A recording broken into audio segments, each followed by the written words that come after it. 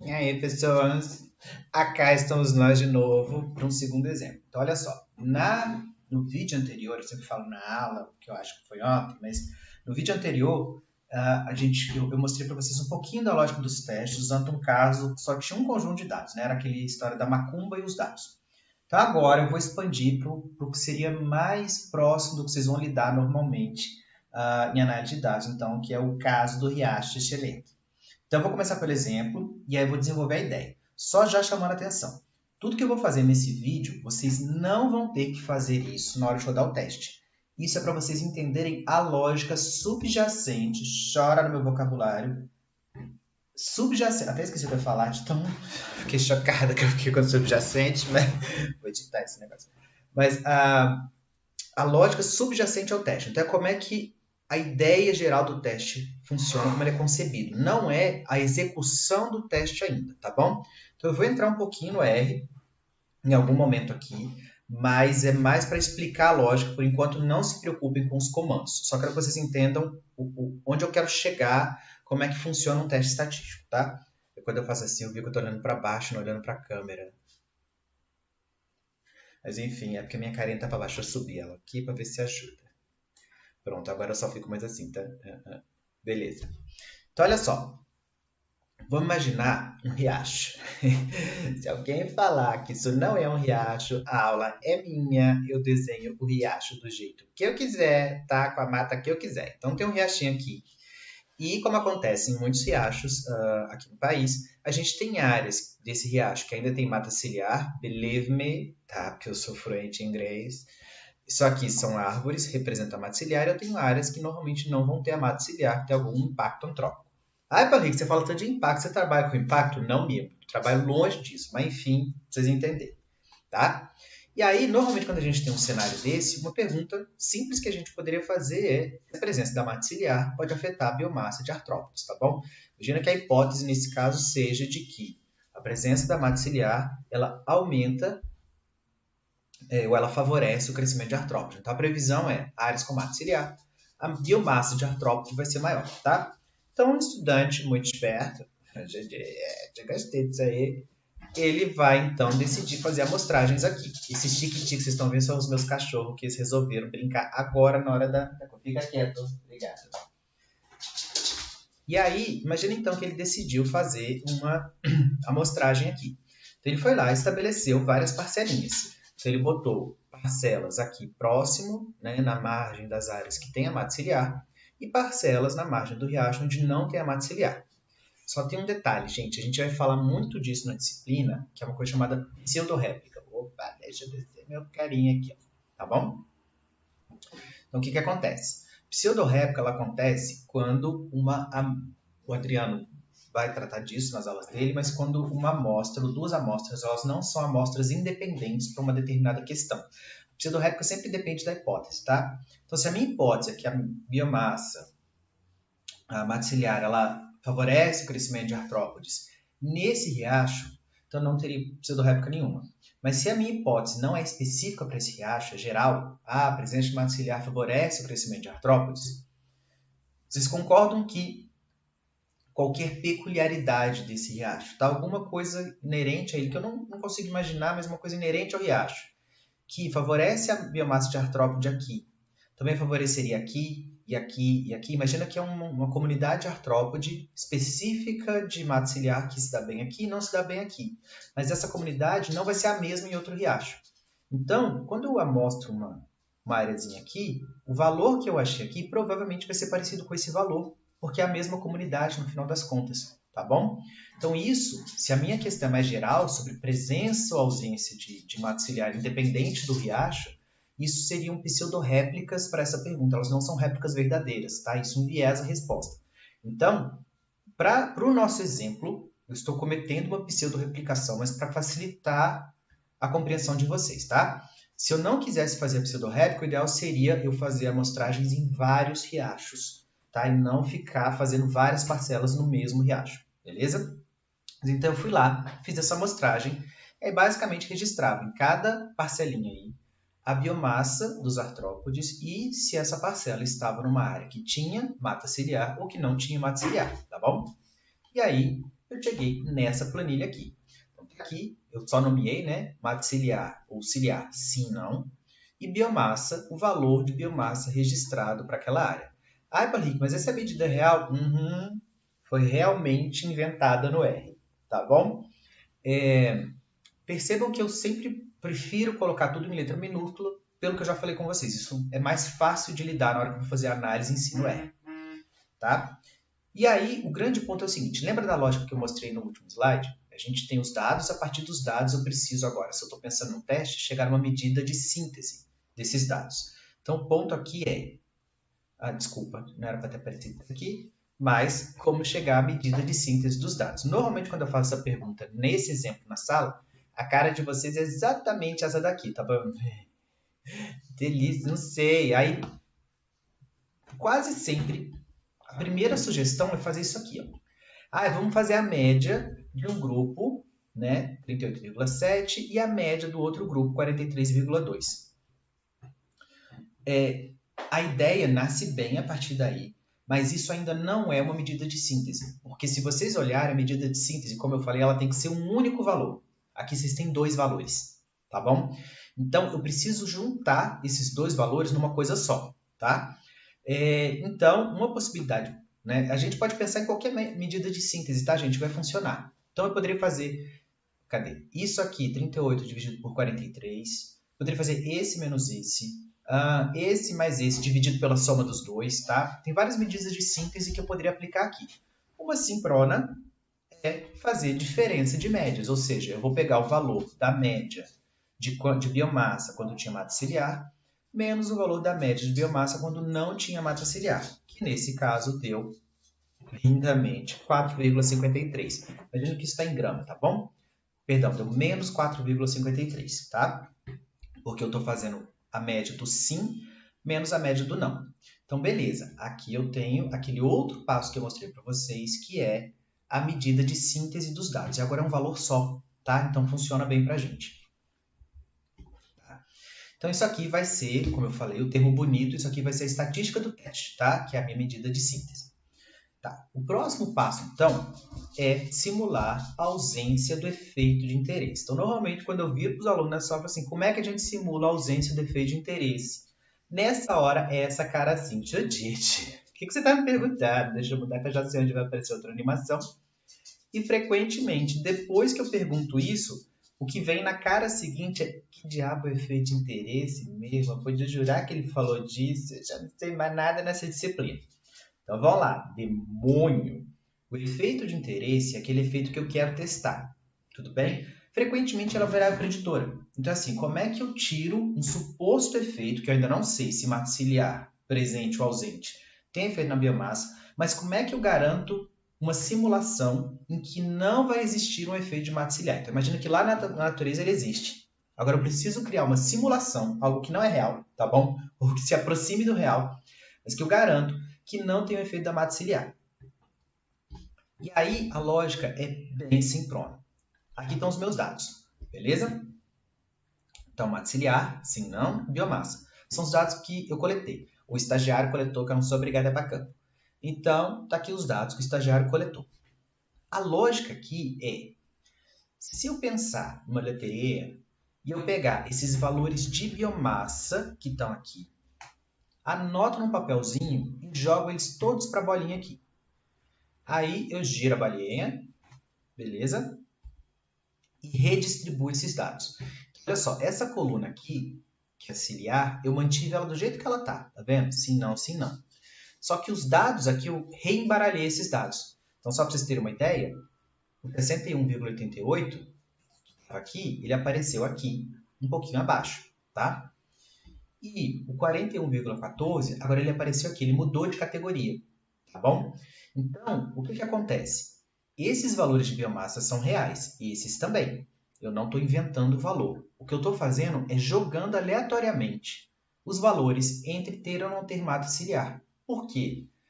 Se existisse um efeito, por exemplo, a biomassa aqui em geral fosse em valores mais altos do que aqui, quando é aleatorieza, eu garanto que esse efeito deixou de existir. É um mero efeito do acaso agora, mas usando os meus valores reais. Vocês percebem a nuance disso? Tá bom? Então, embaralhei uma vez. Assim que eu embaralhei, o que acontece? Aquele passo que eu já tinha mostrado na gravação anterior. Eu recalculo a métrica de síntese, a estatística do teste, que vai ser a diferença de médias do sim e do não, que nesse caso deu menos 3,56. Só para vocês compararem, o meu valor real é menos 4,53. Então, o ponto aqui é o seguinte. Isso aqui é um valor simulado, baseado em dados reais. Isso aqui é o meu valor real. O teste estatístico é para ele me ajudar a tomar uma decisão. Então, eu preciso saber até que ponto esse 3,56 ou menos 3,56 me ajuda a tomar uma decisão se menos 4,53 é um indício de que a massa ciliar jogou os valores de biomassa para cima ou para baixo, ou não. Se isso aqui seria algo facilmente obtido quando eu embaralho os dados, facilmente obtido quando o acaso está agindo ali. Como é que eu consigo fazer isso? Só com 2 valores não dá, mas lembra do efeito dos dados. Se a gente não jogou 35 vezes lá, eu vou jogar isso várias vezes, eu vou repetir essa aleatorização. Repete, repete, repete. E aí, provavelmente, a gente chegaria numa figura como essa. Isso aqui são os valores de diferença de biomassa, quando tinha massa ciliar e quando não tinha, na simulação, tá bom? E aqui a frequência com que esses valores ocorreram. O valor zero provavelmente vai ser o mais comum, porque quando eu aleatorizo, o mais provável é que esses valores caem embaralhados, então as médias ficam parecidas, tá?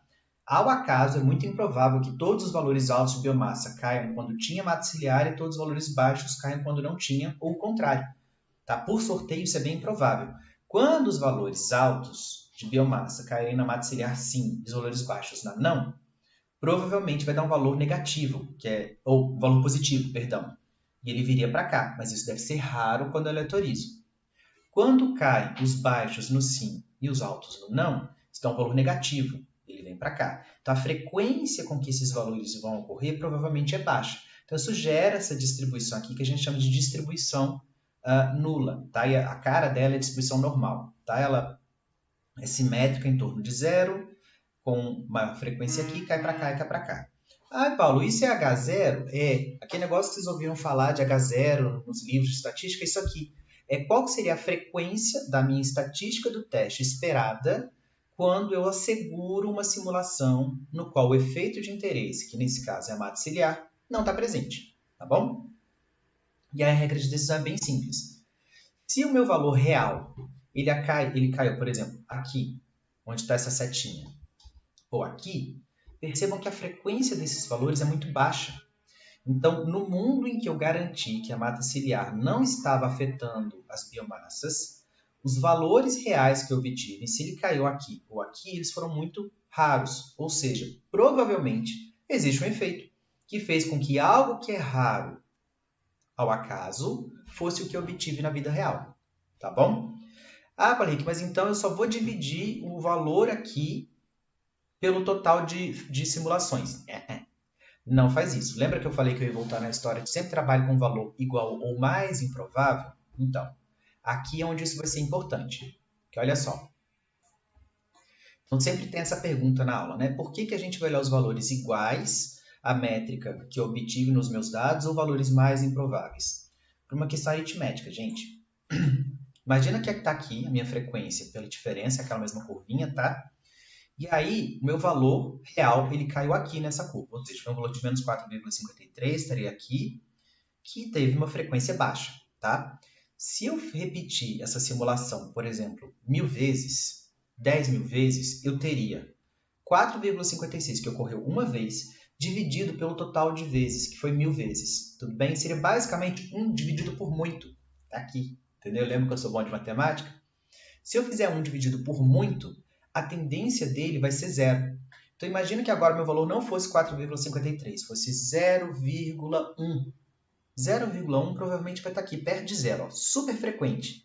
Mas, de novo, ele sozinho deve ter ocorrido pouquíssimas vezes, sei lá, 10 vezes em 1000, de novo, entende? 50 vezes em 1000, isso aqui não vai passar disso. E aí daria, de novo, um valor muito próximo de zero, ou seja, tudo vai dar significativo, não funciona. Por isso, eu preciso trabalhar com a área, tá bom? Então, olha só, se meu valor foi 4,53, menos 4,53, perdão, um valor de menos 5, ele está para cá. ele é ainda mais difícil de ser obtido, porque menos 5 significa que eu tive uma concentração ainda maior de biomassa alta numa categoria e biomassa baixa em outra categoria.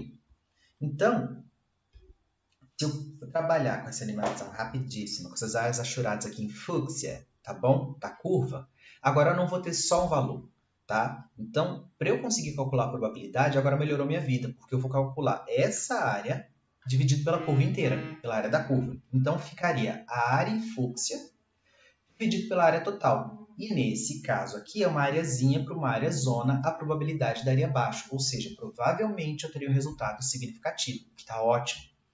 E se por acaso o meu valor tivesse dado de novo 0,1, que é algo muito próximo de zero, provavelmente ele cairia aqui, e eu continuo com a lógica da área, eu teria isso aqui. Então, eu teria essa área, que é a área azul, mais a área fúcsia, isso aqui tudo, dividido pela área total. Percebe que isso aqui é basicamente metade da curva? Meu P ia dar próximo de 50%, que já não é mais significativo, tudo bem? Então, por isso a lógica de se trabalhar com um valor igual ou mais improvável. Ai, Paulo, mas a minha hipótese previa valores maiores que 4,53, não valores menores. Então, ao invés de você calcular a área para cá, no rosinha, você calcularia a área daqui para cá, que seria a curva quase toda. Então, seria altamente não significativo. Tudo bem? Então, essa é a lógica aí por trás de se chegar num teste. Então, basicamente, agora o que eu vou fazer é, vou jogar essa mesma construção e a gente vai simular isso no R. De novo, lembra que o que eu estou fazendo agora não é um teste em si, para vocês entenderem a lógica do teste, tá bom? Olha só. Na planilha que eu passei para vocês, tem uma planilha chamada ciliar, beleza? Que são os mesmos dados que eu mostrei para vocês, tá? Então, ciliar, sim ou não, e os valores de biomassa. É a mesma planilha que eu colei lá. Então, para levar para o R, a primeira coisa que eu vou fazer é salvar isso aqui como txt. Eu salvei ela dentro de uma planilha chamada códigos, tá? Então, eu quero texto separado por tabulações, tá? Para não dar dor de cabeça depois. Deixei o nome dela como ciliar. Salvei. E aí, vou abrir o RStudio.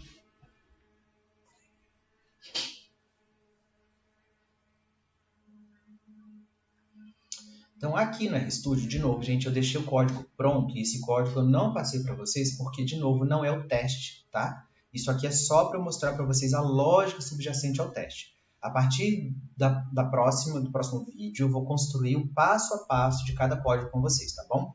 Mas lembra, como eu abri do nada, eu não usei um arquivo do RStudio lá no Windows Explorer para abrir, a primeira coisa que eu preciso fazer é especificar a pasta, tá? Então, vem aqui, Session, determinar o diretório de trabalho, escolher diretório, tá aqui, aulas online e códigos, beleza? Mando abrir e ele especificou a minha pasta. Então, esse comando aqui, botei ciliar,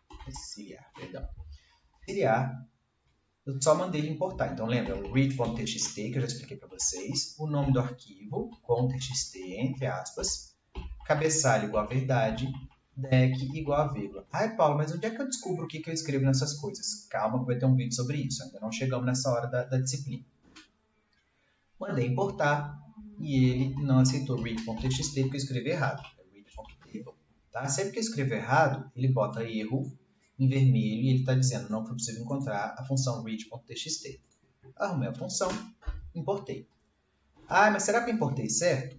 Vamos conferir no Samurai.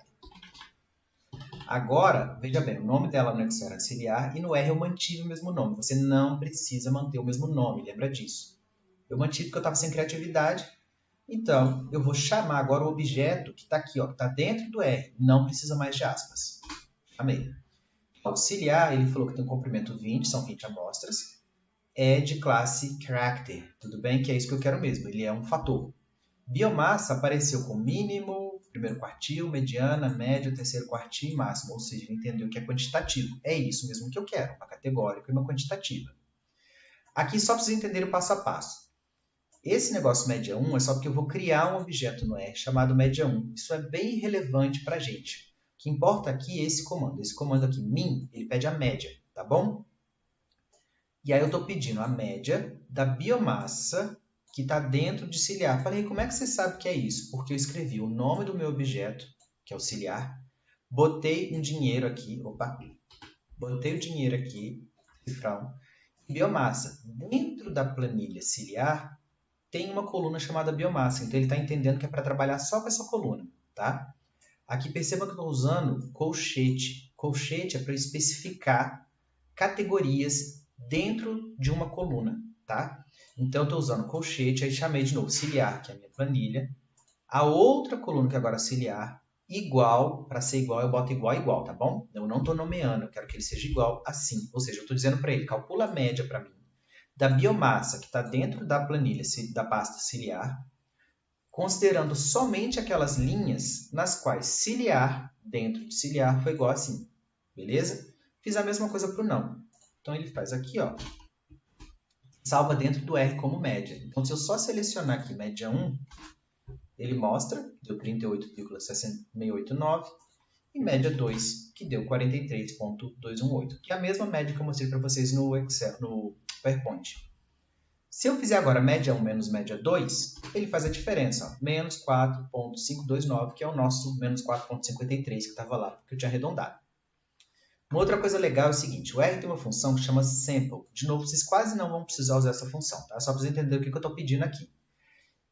Eu chamei de novo a minha planilha ciliar, só que eu chamei uma coluna que não existe, que é a biomassa 2, tá vendo? Então, eu estou falando biomassa 2, dinheiro, ciliar, ou seja, biomassa dentro de ciliar. Como ela não existe, o R vai criar uma coluna com esse nome para mim. Ele entende que se não existe um nome dentro de uma planilha, é para criar o nome. E essa planilha, qual é a característica que ela vai ter? Ela vai ter sample, que é amostrar, que eu já tinha mostrado para vocês no vídeo anterior, os dados de biomassa dentro do ciliar, e eu quero 20 amostragens, ou seja, ele vai pegar aqueles 20 valores de biomassa e vai embaralhar eles, como eu mostrei no PowerPoint, tá? Então, de novo, gente, vocês não precisam decorar essa parte, é só para vocês entenderem o que eu estou fazendo. Então, por exemplo, quando eu faço isso, eu vou pedir para ele mostrar para mim essa ciliar, tá bom? Ele tinha ciliar e biomassa, que é a planilha original, e ele criou um biomassa 2, tá vendo? E agora são esses mesmos valores embaralhados aqui, ó. Então, ó, o primeiro valor original é 43,30. Ele vai estar aqui, ó. Apareceu aqui na 8ª colocação, tá vendo? Então, ele só embaralhou como eu mostrei no PowerPoint. E eu posso fazer, então, de novo, a média da biomassa 2 agora, tá bom? Só para o ciliar 5, menos, tá aqui, a média da biomassa 2 para o ciliar não. Então, essa mesma operação que eu fiz aqui, média 1 menos média 2, eu estou fazendo ela aqui com outro tipo de comando, só que usando os dados embaralhados, tá? Se eu peço isso agora, por exemplo, o meu original é menos 4,52, que está aqui, né? 4,53. Os dados embaralhados, a primeira embaralho deu 1,8. Ah, Paulo Henrique, mas sempre vai dar isso? Claro que não. Eu posso fazer de novo, ó. Cadê o sample? Está aqui. Embaralhei de novo. Pedi de novo, agora deu 10,44, percebe? Então, toda vez que embaralhar, obviamente o resultado muda. Então, aqui a gente voltou para aquele mesmo comandinho, que basicamente eu vou pedir para ele fazer esse passo a passo de criar uma coluna nova, fazer a média da biomassa, sim, dessa coluna nova, menos a biomassa não, dessa coluna nova, 1000 vezes, tá vendo? Eu estou indo de 1 até 1000. E aí eu vou pedir para ele gravar isso para mim, tá? Então, de novo, vocês não precisam decorar isso aqui. Isso aqui é um pouquinho de programação, não tem nada a ver com a disciplina. Pedir para ele fazer. Pedir para ele salvar como data frame e pedir só para ele ordenar dos menores para os maiores. Então, olha só. Aqui não é tão bom de ver. Essa planilha nova, eu chamei ela de val. Aqui, ó, valores, é isso aqui. Aí eu pego os valores, bota eles como um data frame, só a formatação que fica mais fácil de ver, tá? É só para aparecer a planilha do Excel. Chamei de val. E aí eu pedi para ordenar esse val do menor para o maior. Então, quando eu peço isso aqui, ó, ele pegou os meus valores. Cada valor aqui é a média da biomassa quando tinha mate ciliar, menos a média da biomassa quando não tinha, de um dado simulado, ou seja, que embaralhou. E eu pedi para ele fazer isso 1000 vezes. Beleza? Então, cada vez ele botou um valor para mim. Aqui não está ordenado, tá?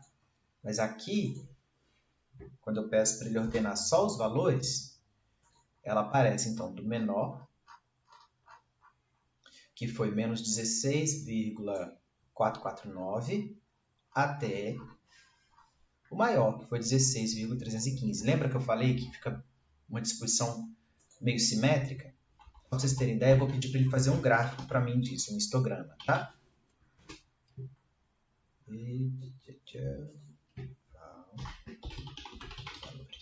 Tá aqui.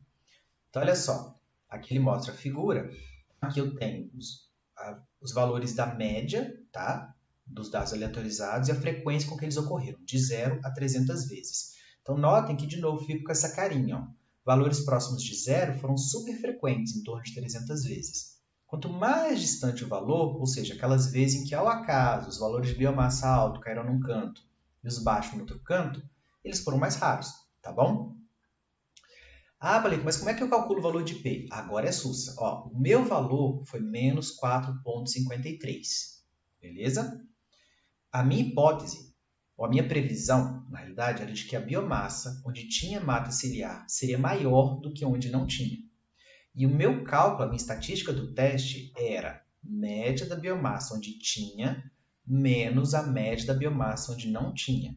Tudo bem? Então, se a minha hipótese é de que a média da biomassa onde tinha mata ciliar seria maior do que onde não tinha, eu esperaria então que quando eu pegasse a média da biomassa onde tinha mata ciliar e subtraísse pela média de onde não tinha, esse valor desse acima de 0. Tudo bem? Seria o valor alto menos o valor baixo. Então, a minha hipótese prevê que os meus valores eles têm que estar indo nessa direção positiva aqui. Só que o meu valor real, o sim menos o não, deu menos 4,53. Eu vou tentar achar ele aqui.